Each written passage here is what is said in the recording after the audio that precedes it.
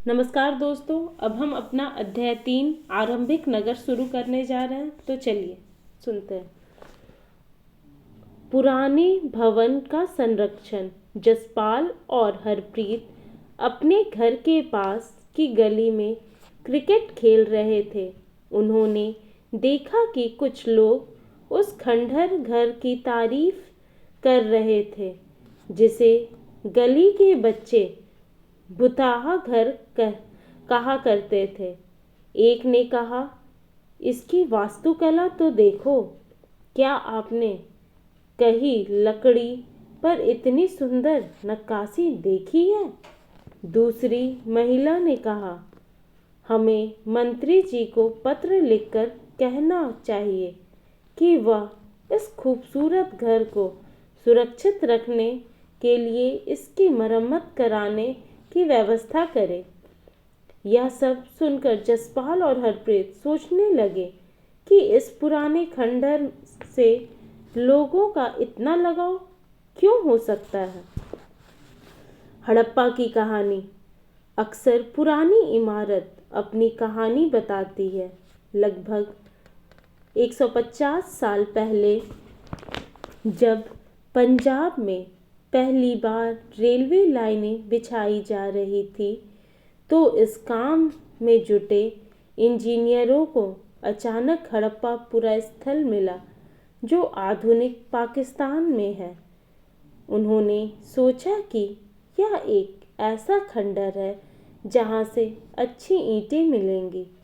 यह सोचकर वे हड़प्पा के खंडहरों से हजारों ईंटें उखाड़ ले गए, जिससे उन्होंने रेलवे लाइन बिछाई। इससे कई इमारतें पूरी तरह नष्ट हो गई। इसके बाद लगभग 80 साल पहले पुरातात्विकविदों ने इस स्थल को ढूंढा और तब पता चला कि यह खंडहर उपमहाद्वीप के सबसे पुराने शहरों में से एक है। चूंकि इस नगर की खोज सबसे पहले हुई थी, इसलिए बाद में मिलने वाले इस तरह के सभी पुरास्थलों में जो इमारतें और चीजें मिली उन्हें हड़प्पा सभ्यता की इमारतें कहा गया। इन शहरों का निर्माण लगभग 4700 साल पहले हुआ था। प्रायः पुरानी इमारतों को तोड़कर उनकी जगह नए भवन बनाए जाते हैं। क्या तुम्हें लगता है कि पुरानी इमारतों को सुरक्षित रखना चाहिए? इन नगरों की विशेषता क्या थी? इन नगरों में से कई को 2 या उससे ज़्यादा हिस्सों में विभाजित किया गया था। प्रायः पश्चिमी भाग छोटा था लेकिन ऊंचाई पर बना था और पूर्वी हिस्सा बड़ा था लेकिन यह निचले इलाके में था। ऊंचाई वाले भाग को पुरातात्विकविदों ने नगर दुर्ग कहा है और निचले हिस्से को निचला नगर कहा है। दोनों हिस्सों की चारदीवारियां पक्की ईंटों की बनाई जाती थी। इसकी ईंटें इतनी अच्छी पकी थी कि हजारों सालों बाद आज तक उनकी दीवारें खड़ी रही।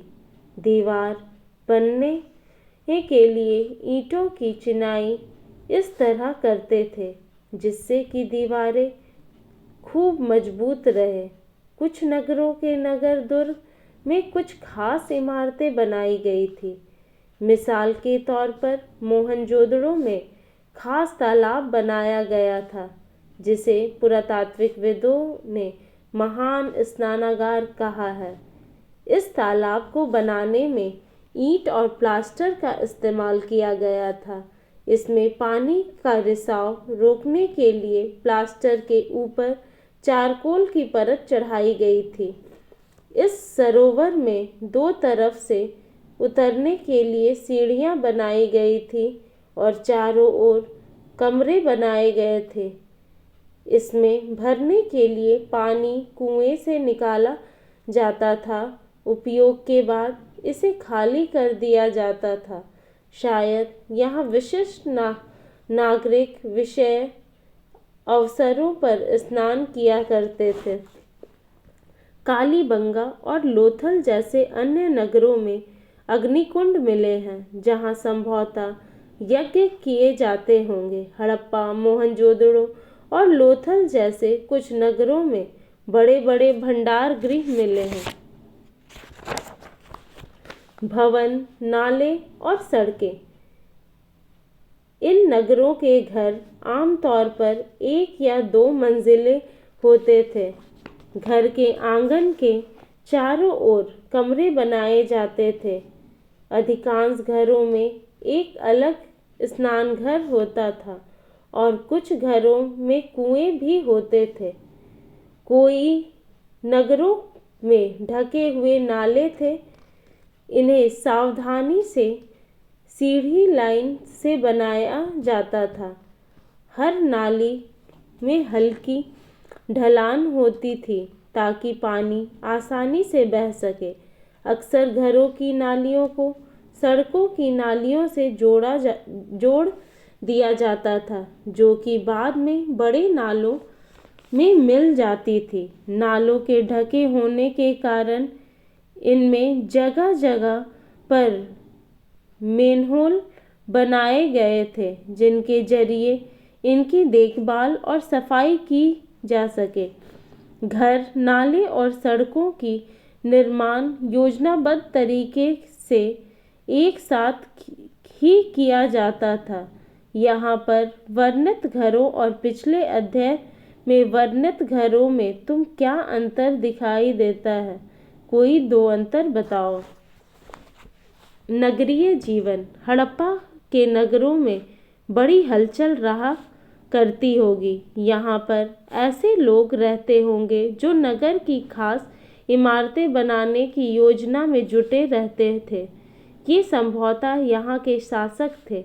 यह भी संभव है कि ये शासक लोगों को भेजकर दूर दूर से धातु, बहुमूल्य पत्थर और अन्य उपयोगी चीजें मंगवाते थे। शायद शासक लोग खूबसूरत मनकों तथा सोने चांदी से बने आभूषणों जैसे कीमती चीज़ों को अपने पास रखते होंगे। इन नगरों में लिपिक भी होते थे जो मोहरों पर तो लिखते ही थे और शायद अन्य चीज़ों पर भी लिखते होंगे जो बच नहीं पाई हैं।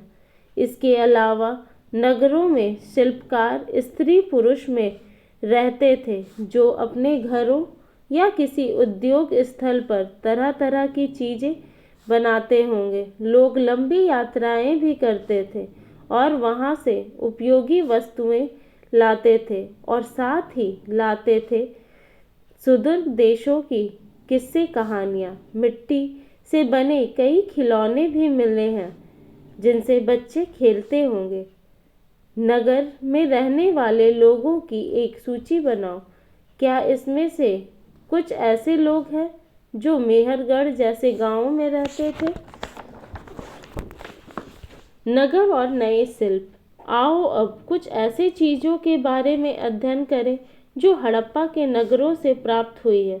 पुरातात्विकविदों को जो चीज़ें वहां मिली है उनमें अधिकतर पत्थर, शंख, तांबे, कांसे, सोने और चांदी जैसी धातुओं से बनाई गई थी। तांबे और कांसे से औजार, हथियार, गहने और बर्तन बनाए जाते थे। सोने और चांदी से गहने और बर्तन बनाए जाते थे। यहाँ मिली सबसे आकर्षक वस्तुओं में मनके, बाट और फलक है। हड़प्पा सभ्यता के लोग पत्थर की मोहरें बनाते थे। इन आयताकार मोहरों पर सामान्यतः जानवरों के चित्र मिलते हैं। हड़प्पा सभ्यता के लोग काले रंग से डिजाइन किए खूबसूरत लाल मिट्टी के बर्तन बनाते थे। देखें पृष्ठ 61। अध्याय 2 में तुमने जिन गांवों के बारे में पढ़ा, क्या वहाँ भी धातु का उपयोग हुआ था? क्या वे पत्थर के बाट बनाते थे?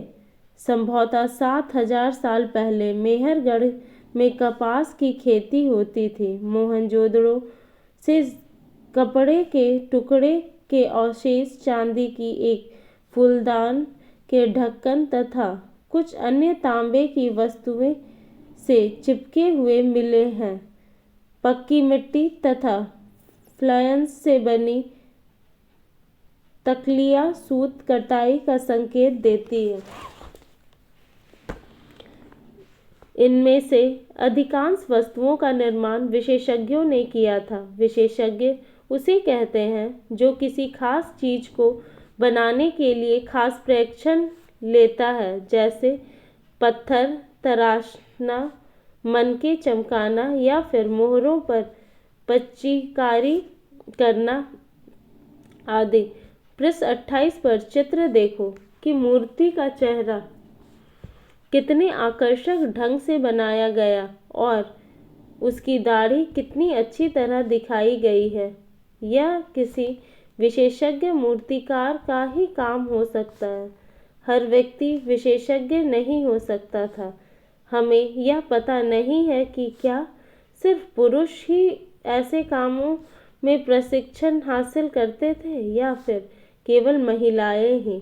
शायद कुछ महिलाएं और पुरुष दोनों ही इस काम में दक्ष थे। कच्चे माल की खेती। कच्चे माल की खोज में।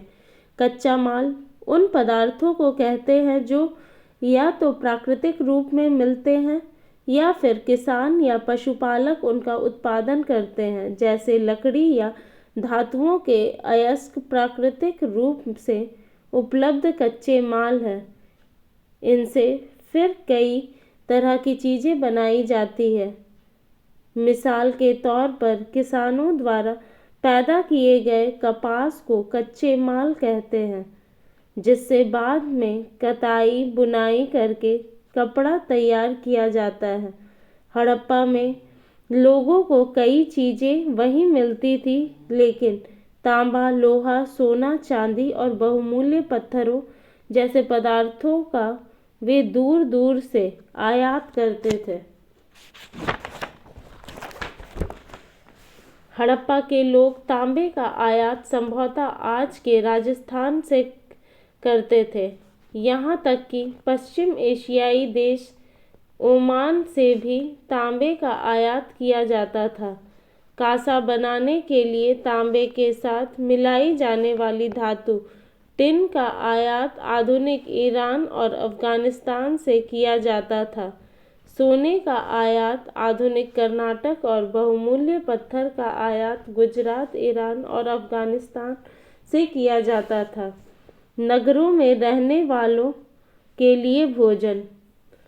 लोग नगरों के अलावा गांवों में भी रहते थे। वे अनाज उगाते थे और जानवर पालते थे। किसान और चरवाहे ही शहरों में रहने वाले शासकों, लेखकों और दस्तकारों को खाने के सामान देते थे। पौधों के अवशेषों से पता चलता है कि हड़प्पा के लोग गेहूं, जौ, दालें, मटर, धान, तिल और सरसों उगाते थे। जमीन की जुताई के लिए हल का प्रयोग एक नई बात थी। हड़प्पा काल के हल तो नहीं बच पाए हैं क्योंकि वे प्रायः लकड़ी से बनाए जाते थे, लेकिन हल के अलावा आकार के खिलौने मिले हैं। इस क्षेत्र में बारिश कम होती है, इसलिए सिंचाई के लिए लोगों ने कुछ तरीके अपनाए होंगे। संभवतः पानी के संचय किया जाता होगा और ज़रूरत पड़ने पर उससे फसलों की सिंचाई की जाती होगी। हड़प्पा के लोग गाय, भैंस, भेड़ और बकरियां पालते थे। बस्तियों के आसपास तालाब और चारागाह होते थे, लेकिन सूखे महीनों में मवेशी के झुंड को चारा पानी की तलाश में दूर दूर तक ले जाया जाता था। वे बेर जैसे फलों को इकट्ठा करते थे, मछलियां पकड़ते थे और हिरन जैसे जानवरों का शिकार भी करते थे। गुजरात में हड़प्पा कालीन नगर का सूक्ष्म निरीक्षण। कच्छ के इलाके में खदीर बेत के किनारे धौलावीरा नगर बसा था। वहाँ साफ पानी मिलता था और जमीन उपजाऊ थी। जहाँ हड़प्पा सभ्यता के कई नगर 2 भागों में विभक्त थे, वहीं धौलावीरा नगर को 3 भागों में बांटा गया था।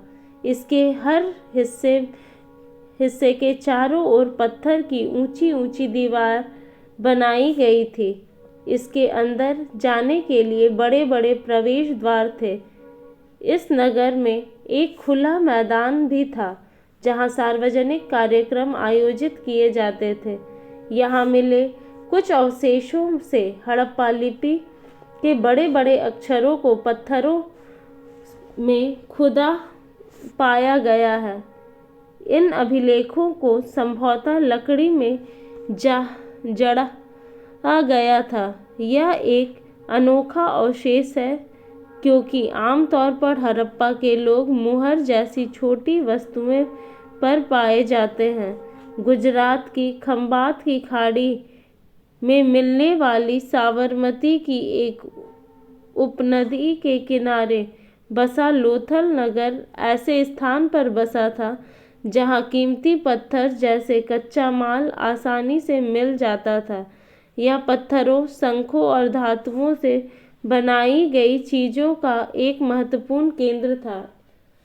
इस नगर में एक भंडार गृह भी था। इस भंडार गृह से कई मोहरे और मुद्रांकन या मुहरबंदी मिले हैं। यहाँ पर एक इमारत मिली है जहाँ संभवतः मनके बनाने का काम होता था। पत्थर के टुकड़े, अबंधे मनके बनाने वाले उपकरण और तैयार मनके भी यहाँ मिले हैं। सभ्यता के अंत का रहस्य। लगभग 3900 साल पहले एक बड़ा बदलाव देखने को मिलता है। अचानक लोगों ने इन नगरों को छोड़ दिया, लेकिन मुहर और बाटों का प्रयोग बंद हो गया। दूर दूर से कच्चे माल का आयात काफ़ी कम हो गया। मोहनजोदड़ो में सड़कों पर कचरे के ढेर बनने लगे। जल निकाय प्रणाली नष्ट हो गई और सड़कों पर ही झिंगनुमा घर बनाए जाने लगे। यह सब क्यों हुआ, कुछ पता नहीं। कुछ विद्वानों का कहना है कि नदियाँ सूख गई थी। अन्य का कहना है कि जंगलों का विनाश हो गया था। इसका कारण ये हो सकता है कि ईंटें पकाने के लिए ईंधन की ज़रूरत पड़ती थी। इसके अलावा मवेशी के बड़े बड़े झुंडों से चारागाह और घास वाले मैदान समाप्त हो गए होंगे। कुछ इलाकों में बाढ़ आ गई, लेकिन इस कारणों से यह स्पष्ट नहीं हो पाता कि सभी नगरों का अंत कैसे हो गया, क्योंकि बाढ़ और नदियों के सूखने का असर कुछ ही इलाकों पर हुआ होगा। ऐसा लगता है कि शासकों का नियंत्रण समाप्त हो गया। जो भी हुआ हो, परिवर्तन का असर बिल्कुल साफ दिखाई देता है। आधुनिक पाकिस्तान के सिंध और पंजाब की बस्तियां उखड़ गई थी। कई लोग पूर्व और दक्षिण के इलाकों में नई और छोटी बस्तियों में जाकर बस गए। इसके लगभग 1400 साल बाद नए नगरों का विकास हुआ। इसके बाद में तुम अध्याय 5 और 8 पढ़ोगे। धन्यवाद दोस्तों। प्लीज़ मेरे चैनल को लाइक, सब्सक्राइब और शेयर कीजिएगा।